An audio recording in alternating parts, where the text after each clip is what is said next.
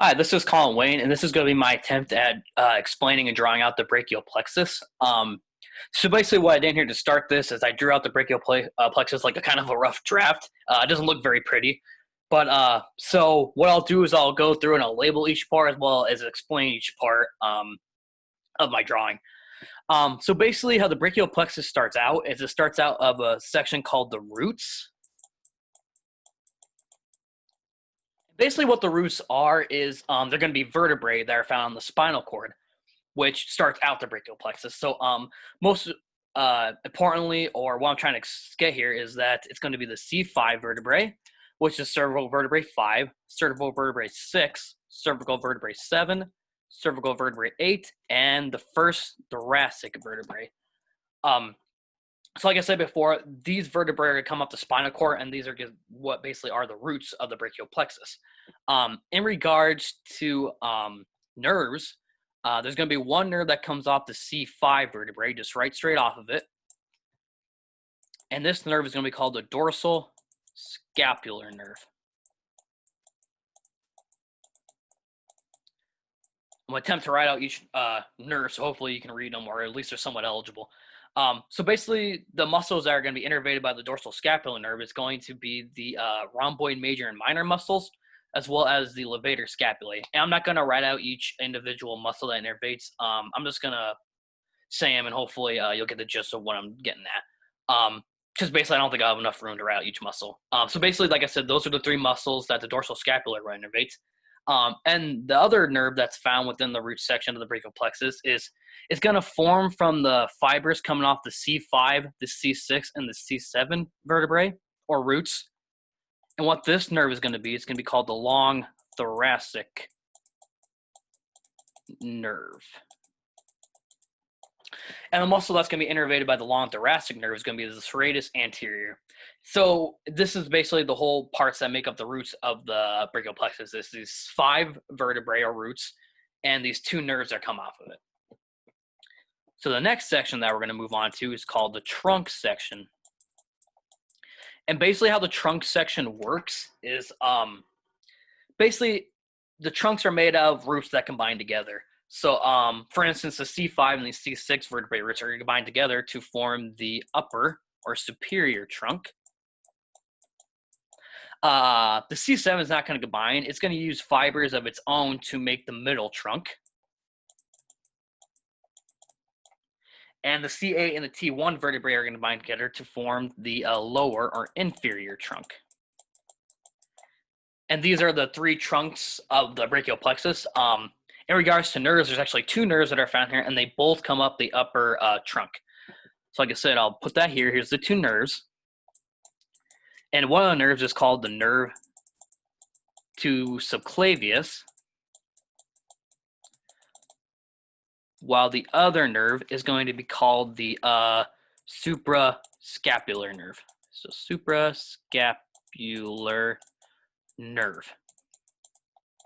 Okay, so the muscles that are going to be innervated by the suprascapular nerve is going to be the supraspinatus and the infraspinatus muscles. And the muscles, of course, that are being innervated by the nerve to the subclavius is going to be that little subclavius muscle. And these are the parts that make up the trunk, these 3 trunks as well as these 2 nerves. So the next part we're going to talk about on the brachial plexus is going to be the divisions. And before I move on to the divisions, I'm actually going to divide the brachial plexus in half to explain something. Okay, so the reason I divided the brachial plexus in half is to show that the roots and the trunks come from different regions or parts of the body than does the divisions, as well as the branches and the cores, which I'm going to talk about later. So the nerves from the roots and the trunks are actually going to come from above the clavicle. So these nerves that are found in the roots and trunks are also be called the supraclavicular nerves. And like I said, the reason that they're called this is because these nerves originate from above the clavicle.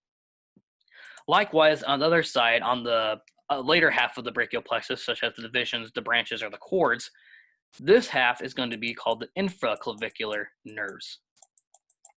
And the reason that they're called this is because the nerves found in these parts of the brachial plexus are going to originate from below the clavicle. So that's kind of distinguishes those two parts and how the roots and the trunks are different from the divisions, the branches, and the cords.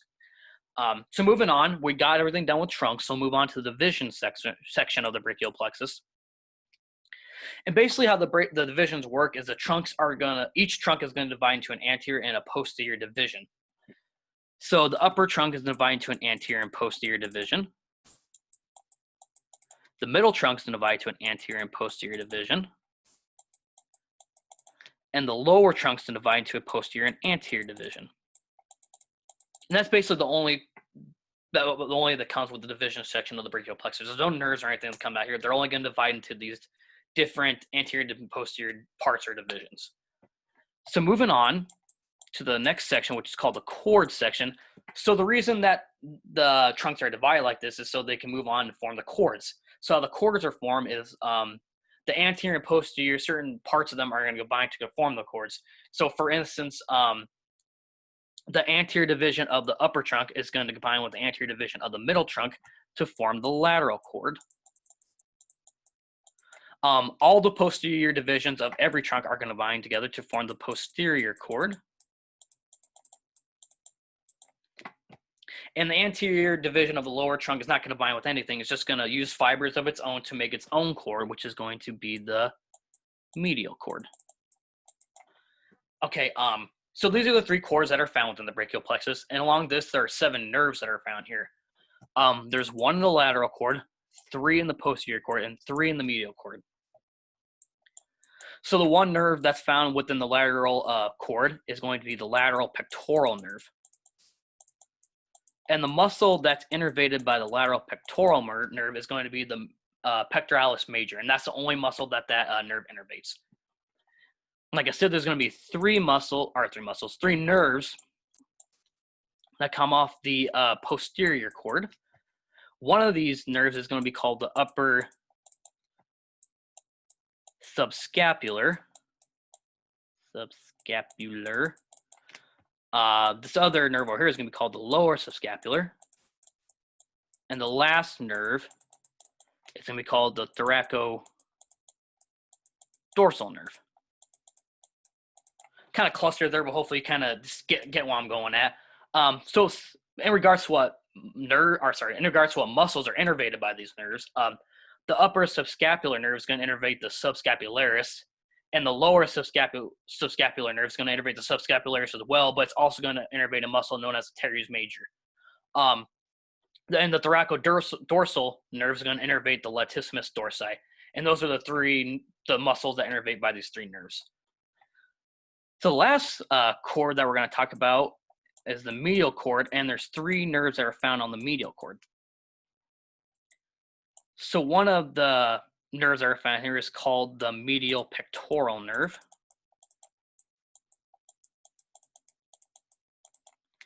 As well as there's a medial brachial cutaneous nerve. And there's a medial antebrachial cutaneous nerve.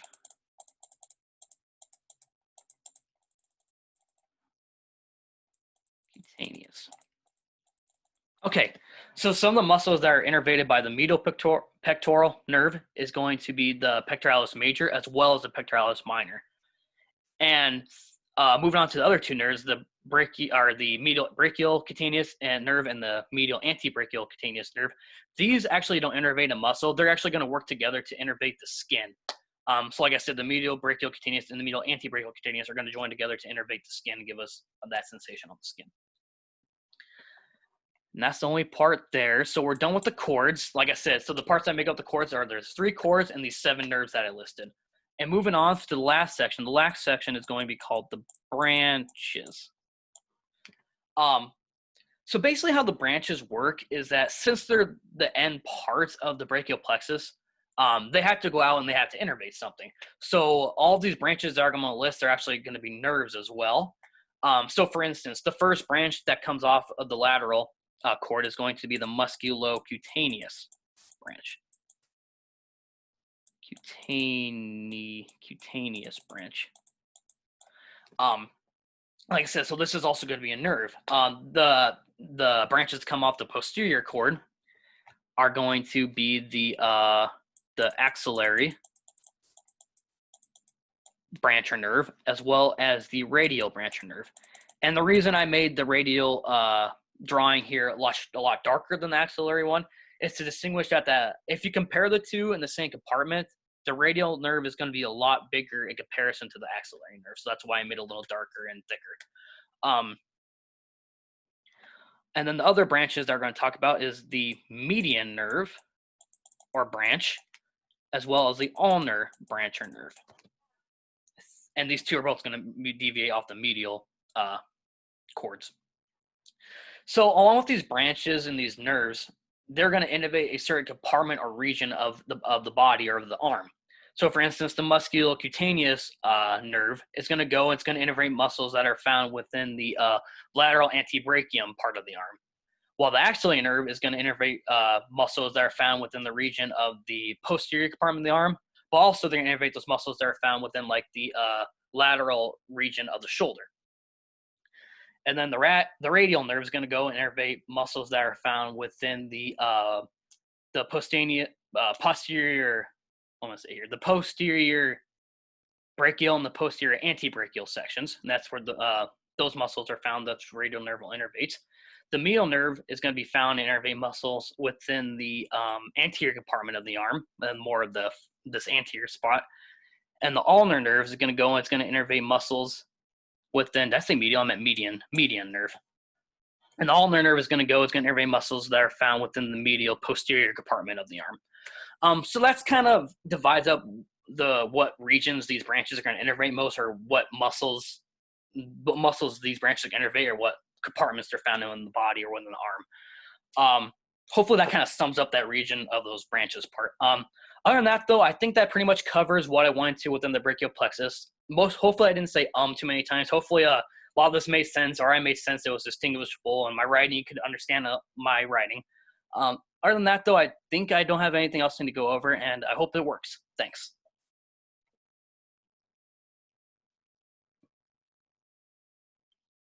If I can end it here. Come on. There we went.